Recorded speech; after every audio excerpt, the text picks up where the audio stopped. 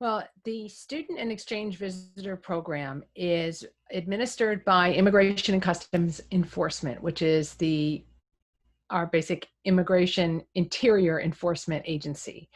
And there are a number of problems with it. The idea is very sound, and it was set up after 9/11.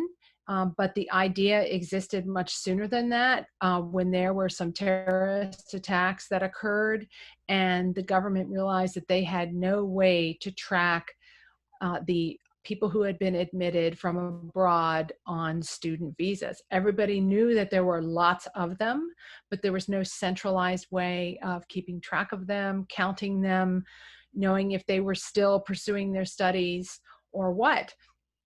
This is important because one of the 9/11 hijackers by the name of Hani Hanjour had come to the United States on a student visa, allegedly to take an English language program at a school in the Southwest, and he never showed up for that program.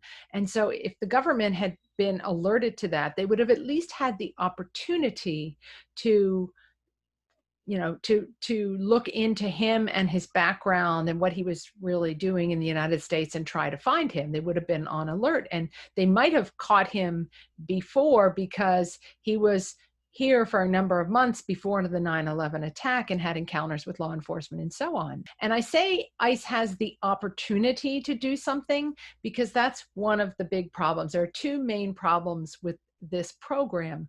One is that ICE doesn't actually do very much to track down the students that are reported to it as not being active or showing up for their studies. They get the information from the schools, but they don't always follow up on it. They don't have a lot of money. They have to prioritize the leads that they get, and so they can only look into a small handful of the people that are reported to be out of status. The other big problem with this program is that ICE does not do a very good job in making sure that all of the schools that are allowed to sponsor foreign students are actually bona fide, meaningful academic programs. And it turns out that there are lots of what we call diploma mills on the list of schools that are allowed to sponsor foreign students. So if you review the list and they make everything public, one thing they do a good job of is providing information to the public. Anyone can go look up which schools are allowed to host foreign students. So, but if you go to that list and look, you're going to see dog grooming academies, mystical training institutes, cosmetology schools, which, are fine, but do people have to come to the United States to attend a cosmetology school or a dog grooming school or language institutes and so on? So there's everything from Harvard to, Acme General Studies Institute.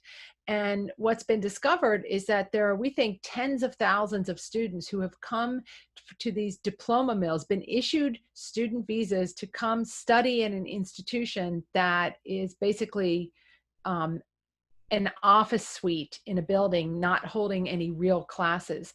And the reason students do this is because, it's just a way to pay to get a student visa that allows you to come into the United States, potentially get a work permit, basically with the understanding that ICE is probably not going to come looking for you.